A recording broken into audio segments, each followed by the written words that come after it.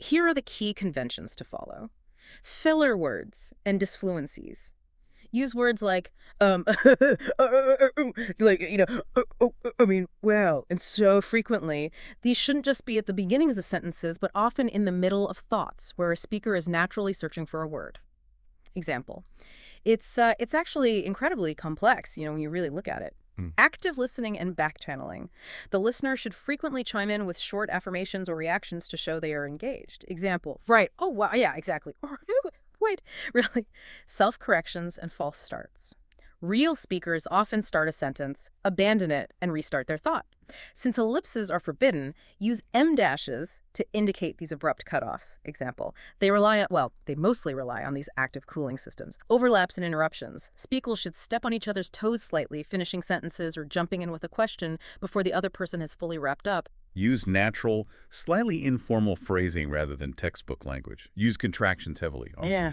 they're either. So, I mean, if you're looking at the raw data, it doesn't add up. Right. It completely contradicts the initial theory because, they assumed the pressure would drop. Wow, and it actually spiked. Yeah, exactly. It spiked by like 40%, which is, that's a catastrophic failure in that environment. That is just wild. Natural notes. Take a look at the smartphone you might be holding right now. Or just picture the laptop sitting on your desk. If you strip away the glass and the battery and you just look at the aluminum frame holding it all together, you are going to find dozens or maybe even hundreds of microscopic holes. Right, yeah. Some are threaded for tiny screws, some are for ventilation, and, some you can barely even see. Now, I want you to imagine trying to drill those holes perfectly in the exact same spot 10,000 times an hour without a single mistake. Which is, it's physically impossible for a human to do, and yet our entire modern supply chain relies on it happening every single second of the day. Welcome to the Deep Dive. Today, we're looking at the invisible, hyperspeed robotics that keep our modern world from, grinding to a complete halt.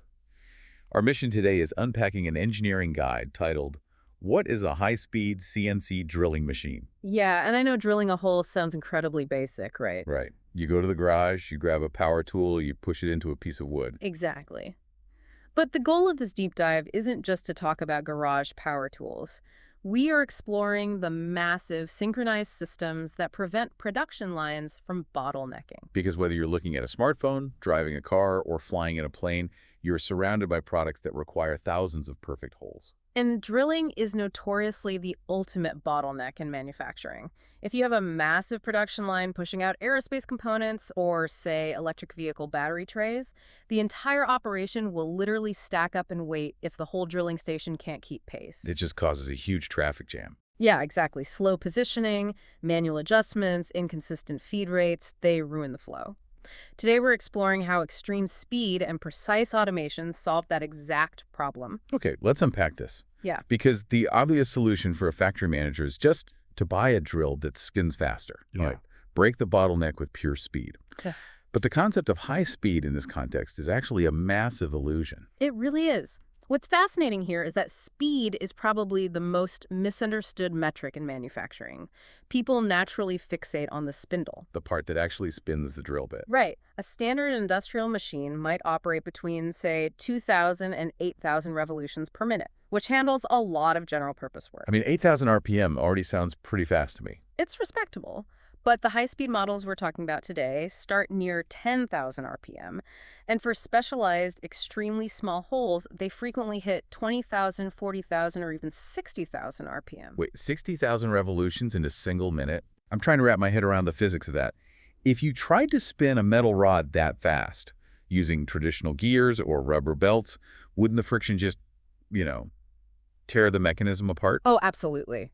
The belts would disintegrate in seconds, or the vibration would just render the machine completely useless. Right. That is why they abandon belts entirely for these extremes.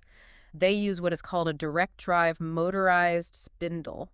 A direct drive spindle. Yeah, so the electrical motor is actually built directly into the housing of the spindle itself. There's no transfer of power. The magnetic field directly turns the shaft holding the tool. It eliminates the lag and minimizes the mechanical vibration. Okay, but even with a direct drive motor, putting a 60,000 RPM spindle onto a standard machine frame feels like, it's like putting a Ferrari engine in a golf cart. That is a perfect analogy. The chassis of the golf cart would violently shake itself to pieces the second you hit the gas. True high-speed performance requires a completely holistic system. You can't just bolt it on and hope for the best. Exactly. Every single component of the machine has to be engineered to contain and control that specific rotational violence. Without a rigid frame, it just creates heat, vibration, and catastrophic failure. So what does that actually look like? Because at those speeds, friction generates immense heat, right? You're carving metal out of metal. Immense heat, which is, the ultimate enemy of precision. If a machine's frame heats up unevenly, the metal expands. This is called thermal drift. And when you're drilling microscopic holes, even a fraction of a millimeter is a disaster. It means the hole ends up in the wrong place entirely. So to combat this, these machines feature stable thermal management. They literally pump cooling fluids through the structural castings of the machine to maintain a perfectly stable temperature. Wait, really? So you have a refrigeration system built into the skeleton of the machine just to stop it from bending out of shape? That's exactly it, and that's just the start. You also need heavily reinforced, rigid guideways to prevent dimensional drift. You need active spindle cooling and tool holders that are dynamically balanced so they don't introduce a wobble. Because speed without control is useless. Worse than useless, honestly. It just produces very expensive scrap metal very quickly. Okay, which brings up a skeptical question. Yeah. Because if spindle speed is only part of the equation, how does this machine actually save time on a factory floor? Right, the real-world application. Yeah. Because we've built this incredibly rigid direct drive machine that costs a fortune. But if we are just drilling holes, does shaving a fraction of a second off, moving from hole A to hole B, really justify upgrading an entire factory? If the only time you were saving was the actual cutting of the metal, no, it wouldn't. But that assumes the machine spends most of its time drilling. In reality, the answer lies in something called cycle time. Cycle time. Like the total time from start to finish. Exactly. It's not just cutting metal. It's the spindle accelerating from 0 to 60,000. It's the robotic arm swapping out a dull tool for a sharp one. It's chip clearing and automatic probing to check dimensions. So it's the entire choreography. Yes. And crucially, it's axis movement. Imagine a massive part with hundreds of holes. The time the drill actually spends cutting metal is often significantly less than the time it takes to pull the drill out, travel across the surface, and position itself over the next hole. Oh, wow. So just getting into position takes the most time. Frequently, yes. Axis movement has a much larger effect on total cycle time than the drill's spinning speed. Okay, so how do they solve the travel time? Because moving a heavy chunk of steel across a table usually isn't a fast or delicate process. They abandoned traditional mechanics there, too. Instead of a spinning screw pulling the machine, they use rapid traverse mechanisms driven by strong servo systems or even linear motors. Wait, what is a linear motor exactly? Well, imagine taking a traditional circular electric motor and unrolling it so it lies perfectly flat. Okay. So instead of turning a shaft, the magnetic field pushes the machine head gliding along a track. It snaps into position instantly with violent speed but absolute microscopic precision. But if you're moving a massive, heavy machine head that fast and stopping it instantly, the inertia alone should cause a massive shudder. That absolutely would shudder, yes. Like slamming on the brakes in a heavy freight truck. How does the machine not vibrate out of alignment? It would if it weren't for the brain of the machine, the CNC controller. The controller has a specific function called the look-ahead function. Look ahead, looking at the blueprint. The machine code. Standard computers might process a few commands at a time, but a high-speed CNC controller processes hundreds of blocks of code in advance. It manages acceleration around dense hole patterns dynamically. So it knows exactly when to feather the brakes. Precisely. It calculates the physics of its own movement in real time, rounding the corners of its velocity so it never actually slams on the brakes. It just glides without vibrating. That is just wild. It's like a professional race car driver looking 3 turns ahead on the track to know exactly when to ease off the throttle. That's a great way to put it. And because it manages all this so efficiently, this allows one machine to replace the output of several traditional ones, yielding a realistic 3 to 5 times greater productivity. 3 to 5 times from one machine. That is insane. So what does this all mean for the human element? Well, it completely changes the role of the operator. Because the precision numbers in the text are hard to visualize. The source mentions a repeatability specification of near plus or minus 0.001 millimeters under suitable conditions. Right. That's a fraction of the thickness of a human hair. It's invisible to the naked eye. But I should clarify that accuracy isn't guaranteed just by buying the machine. Because the factory isn't a vacuum, right? Exactly. It depends on travel length, ambient temperature, and tool condition. Maintaining that 0.01 millimeter tolerance is an ongoing battle. So with machines operating this fast and thinking ahead, what happens to the human operators? Because I'm picturing a machinist pulling a massive lever and checking the depth by hand. If we connect this to the bigger picture, automation doesn't remove the need for skilled oversight. The labor just shifts. From physical to mental. Yeah, labor moves from manual marking and continuous control to high-level process management. They become supervisors of the robotics. Exactly. Machine supervision and program verification. And those stored CNC programs allow for incredible flexible production. Right, because usually when you think of mass production, you think of an assembly line bolted to the floor that only makes one thing. Not anymore. Now you can easily switch between high-volume lines and mix small batch orders just by loading a different digital program. Which perfectly explains why these machines pop up in so many completely different industries. Knowing how flexible and fast these machines are, it's wild to look at who actually uses them. The scale is massive. Yeah, the source points out this massive diversity. From compact drill tap centers for small electronics like heat sinks and brackets, all the way to massive gantry systems for structural bridge plates. Almost every sector requires perfect holes, but for entirely different structural reasons. So for those who don't know, what's a gantry system? Think of a massive arcade claw machine. You have a stationary bed where a massive construction beam is clamped down, and above it, an enormous overhead bridge, the gantry, travels back and forth carrying the drilling head. So it covers a huge area without moving the heavy beam itself. Exactly. And then you look at industries with wildly different demands. Take the wind power sector. They need large diameter bolt holes for tower flanges. Right, to hold a wind turbine together in a storm. Yeah, hundreds of massive holes. But then look at aerospace. Now that is a totally different ballgame. If the machine is tuned to punch holes in heavy steel for wind turbines, how does it not just obliterate a delicate airplane wing? Because aerospace needs accurate holes with controlled surface damage for skins and ribs. The cutting action stresses the metal. If the machine vibrates, it creates microscopic microfractures. Wow. And a microfracture in an airplane wing at 30,000 feet is a catastrophic failure waiting to happen.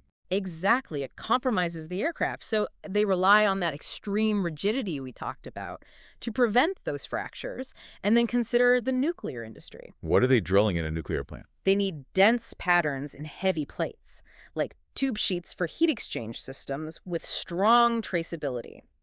Every single hole out of thousands must be perfectly identical and logged.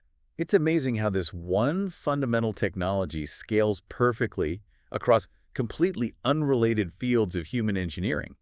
But, we've built the perfect, rigid, fast-moving machine. Right. None of that matters if the tiny piece of metal actually touching the workpiece fails. The cutting tool itself, the unsung hero. Here's where it gets really interesting, because Yeah. it reminds me of a professional gamer who spends $10,000 on a custom computer and then plugs in a cheap, broken mouse. Yes. A high-speed spindle cannot compensate for an unsuitable drill. If your drill bit is weak, the whole system bottlenecks. Exactly. So they use specific advanced tool types. For small and medium precision holes, they use solid carbide drills. Yeah, it's a compound that has incredible hardness and compressive strength. It can survive temperatures that would melt ordinary steel. So it's basically indestructible. Well, no, because it's so hard, it's also incredibly brittle. It is completely intolerant of vibration or runout. Run-out meaning it wobbles off-center. Even a microscopic wobble. If it wobbles, the carbide won't bend, it just shatters like glass, which is why those rigid machine frames are so mandatory. Oh, that makes sense. So what if you need to drill a massive hole or you have a setup with some vibration? Then you shift to indexable carbide drills. They are great for larger holes and batch production because the main drill body just has tiny replaceable cutting inserts bolted to the tip. Like swapping the blade on a utility knife. Exactly. You just replace the carbide inserts. And for less rigid setups or interrupted cuts, you step down to cobalt or powder metal high-speed steel or HSS. High-speed steel? Yeah. They are used when greater toughness is needed because they will bend slightly before they break. Okay, but we have to talk about the coolant. Because when I picture drilling metal, I picture a guy squirting oil on the outside of the drill bit to keep it from smoking. Which works for shallow holes, but if you're drilling deep, spraying coolant from the outside can't reach the bottom of the D holes. The heat is trapped, and the metal chips have nowhere to go. And the tool snaps instantly, so they use internal coolant channels. This blew my mind. It- They literally manufacture the drill bit with tiny hollow tubes running all the way down the inside, like a drinking straw. It's brilliant. Fluid is pumped directly through the drill at high pressure to push chips and heat up and out of the hole. It flushes it from the inside out. Yes, and they combine that with specialized chemical coatings on the drill itself. Things like titanium aluminum nitride or aluminum chromium nitride. That sounds like sci-fi armor. It practically is. But you have to match these coatings to the specific material being cut to prevent early failure. Why does the material matter if it's just a shield? Because if you use the wrong coating on, say, aluminum, the metal will actually chemically adhere to the hot drill bit, clog it up, and ruin the tool. Everything has to match perfectly. It's all connected. The coating, the drill type, the internal coolant, the direct dry spindle, the thermal frame, the look-ahead computer. Every single variable must be in absolute harmony. Which perfectly wraps this up. Because high-speed CNC drilling isn't just a fast drill. It's a perfectly orchestrated system of motorized spindles, rapid access servos, internal cooling, and rigid structures that keeps modern manufacturing running smoothly. It really is a marvel, but, looking at all this effort we put into removing material, it brings up a fascinating thought for the future. Oh, Yeah. We're moving rapidly toward an era of advanced 3D printing and AI-driven material science. Imagine a future where an AI designs an aerospace component and a robotic system prints it atom by atom, with all those thousands of holes already perfectly formed in the structure. wait, so no drilling at all? Exactly. The next time you look at a complex piece of technology, a car engine, an airplane wing, or even your laptop casing, consider the thousands of invisible, perfectly placed holes holding it together. And ask yourself, how many years of human progress would be lost if we still had to measure, drill, and clear the metal chips for every single one of those holes by hand? And conversely, what happens when we don't even need to drill them anymore? That is a staggering thought. The idea that this absolute pinnacle of subtractive engineering might one day just be obsolete. Thank you for joining us on this deep dive. Keep questioning the invisible systems built into your everyday world, and we'll catch you next time.